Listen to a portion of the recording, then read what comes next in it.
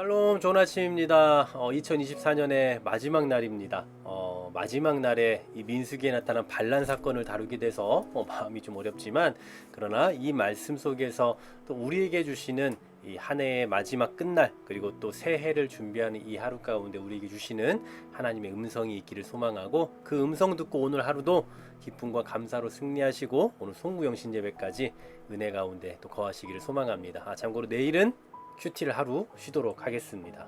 오늘 이후에 1월 2일에 다시 뵙겠습니다. 지난주 금요일에 생각해봤던 것처럼 고라가 당을 지어서 모세를 향해 도전을 했죠. 자, 오늘 본문 5절에 보시면 고라와 그의 모든 무리가 등장을 합니다. 그러니까 이 고라와 또 함께했던 여러 명의 사람들이 지금 같이 당을 지어서 반역을 했다라는 걸 알 수가 있죠. 이 원망을 들은 모세가 이제 무엇을 하는가 보니 4절에 보니까 듣고 엎드렸습니다. 하나님께서 이 일을 해결해 주시기를 기도했던 거죠. 그리고는 확신을 얻은 후에 이제 이렇게 이야기를 해요. 아침에 여호와께서 자기에게 속한 자가 누구인지 보일 것이니까 가까이 나와라 라고 그렇게 이야기합니다.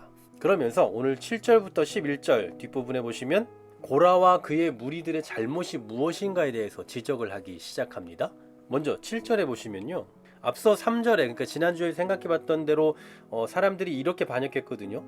너희가 너무 분수에 지나친다 라고 이 모세와 아론을 향해서 이야기했단 말이에요. 니들 너무 나서는 거 아니냐, 뭐 이런 식으로 얘기를 했겠죠. 그런데 거기에 대해 모세가 하는 말이 뭡니까? 반대예요.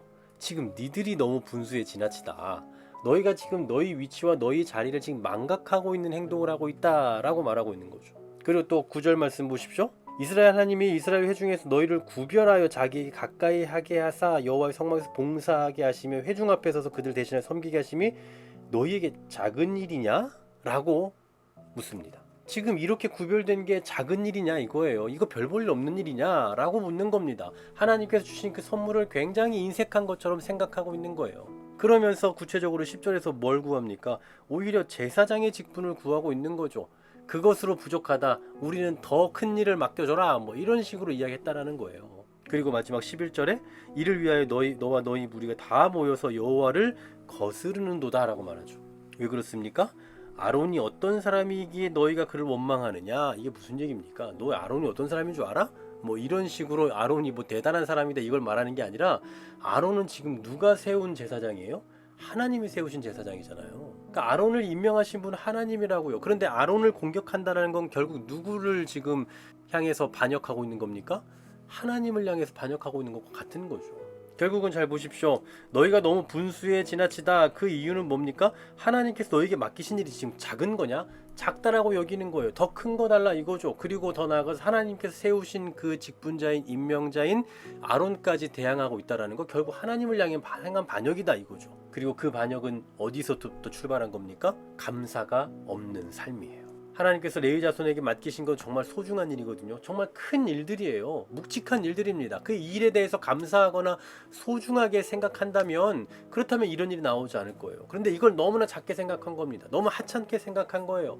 그래서 더 큰 것을 우리에게 줘야 되지 않냐, 우린 더 큰 능력이 있는데 이게 뭐냐라고 하면서 대항하고 있는 거죠. 결국 감사가 없는 삶은 불신앙을 낳게 되고, 그 불신앙은 하나님을 향해서 대항하는 데까지 나아가게 되는 겁니다. 감사를 모르면요, 불평이 나오는 겁니다. 높고 낮음을 생각할 것이 아니라 하나님께서 지금 각자에게 맡기신 그 삶의 자리가 있다라는 것, 그 자리는 바로 하나님이 맡기신 자리다라는 것을 우리 자신의 삶에서도 인정을 하고, 또 타인의 삶을 보면서도 시기하거나 상대적인 평가를 가지고 나는 이게 뭔가 이렇게 말하는 것이 아니라, 또 그 자리를 인정해주고 하나님께서 세우셨다는 사실을 또 우리가 존중해 갈 수 있는 그러한 모습이 있어야, 그래야 하나님 나라의 그 큰 진행 방향 속에서 우리가 함께 걷는 소중한 동역자로서의 삶을 살아가게 되는 것입니다. 한 해를 마무리하시는 여러분, 아마 오늘 송구영신 예배 때 모든 교회들이 이런 찬양을 하지 않을까요? 은혜, 모든 것이 은혜,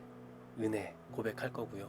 또 지금까지 지내온 것 주의 크신 은혜라고 그렇게 다 고백할 겁니다. 그런데 그것을 송구영신 예배 때만 고백하는 것이 아니라 1년 내내 그러한 감사의 삶이 좀 있었으면 좋겠습니다. 감사를 모르면 결국 불평이 나오고요. 그 불평이 강해지면 원망하고 또 하나님을 반역하는 데까지 나아갈 수 있다는 것을 좀 생각하시면서 늘 감사로 살아가고, 또 늘 감사를 기억하며 또 우리가 현재 있는 이 자리가 하나님께서 주신 자리라는 그 확신 속에서 더 기쁨과 감사로 누리며 살아가는 우리 모두가 되시기를 간절히 소망합니다. 2024년 정말 수고 많으셨습니다. 새해에 다시 뵙도록 하겠습니다. 좋으신 하나님 참 감사합니다. 한 해 동안 우리의 삶을 지켜 보호해 주신 것을 진실로 감사를 드립니다. 모든 것이 하나님의 은혜입니다. 또 우리의 삶의 자리 하나하나가 감사의 이유입니다. 그 사실을 기억하게 하시고 오늘 하루도 마무리하게 하시고 또 이번 한 해를 감사로 마무리하며 또 새해를 감사로 시작할 줄 아는 우리 모두가 될 수 있도록 인도하여 주시옵소서. 한 해를 지켜주신 주님 그 은혜에 진실로 감사를 드리며 예수 그리스도 이름으로 기도하옵나이다. 아멘.